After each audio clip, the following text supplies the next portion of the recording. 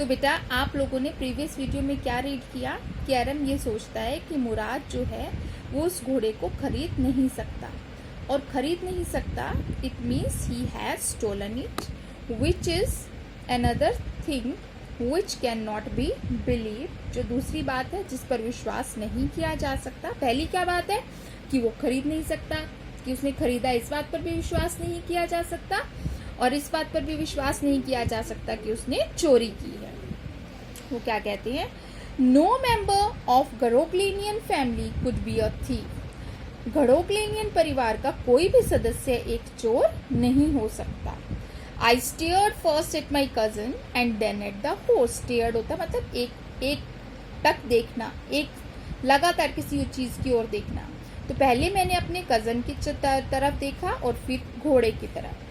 There was a pious stillness and humor in each of them, which on the one hand delighted me and on the other frightened me. There was a pious stillness and humor in each of them.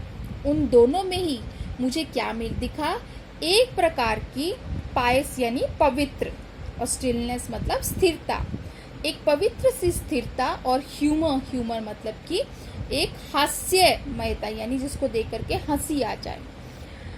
Which on the one hand, जिसने एक तरफ तो मुझे dilated यानी कि खुश किया, and on the other frightened me, और दूसरी तरफ मुझे ये देख करके डर भी लगा।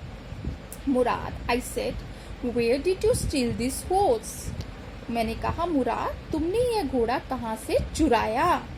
Leap out of the window he said if you want to ride. Leap out मतलब कि खिड़की से बाहर, ऑफ द विंडो यानी खिड़की से बाहर छलांग लगाओ। लीप आउट मतलब छलांग लगाना। ही सेड, उसने कहा कि खिड़की से बाहर छलांग लगाओ। If you want to ride, अगर तुम सवारी करना चाहते हो। इट वॉज ट्रू, ये सच था। Then he had stolen the horse, उसने इसका कोई जवाब नहीं दिया, ना ही उसे झगड़ा किया कि मैं क्यों घोड़ा चुराऊंगा। इसलिए उसे क्या लगा एरम को कि ये घोड़ा चुराया गया है।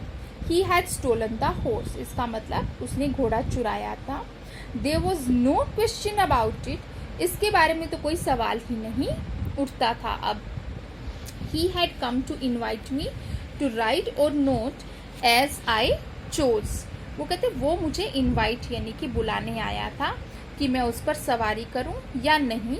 एज आई चोज, जैसा मैं चाहूं। चोज मतलब होता है चुनना, चूज मतलब चुनना।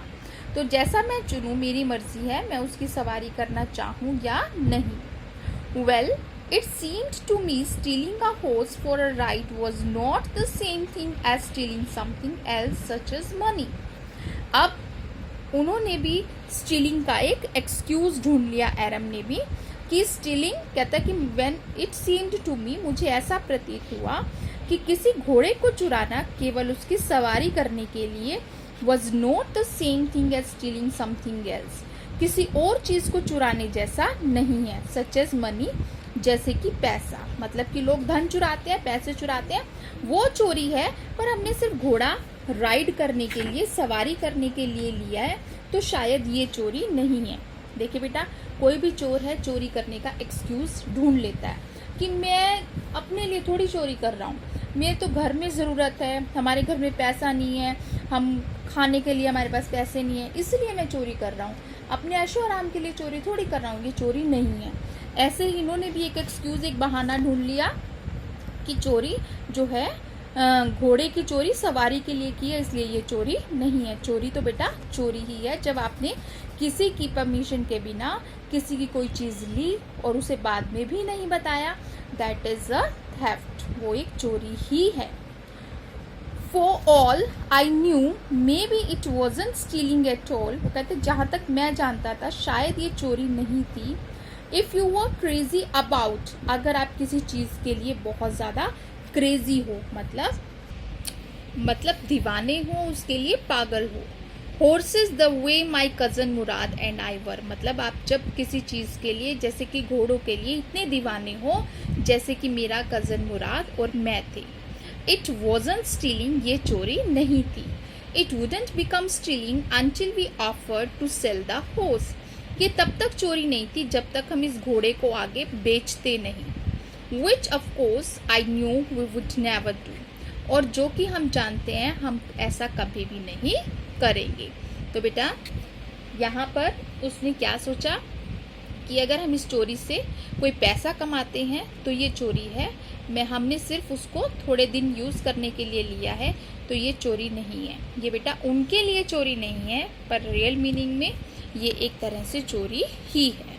सो with this words, thank you, have a nice day. We will keep on reading the chapter in the next videos.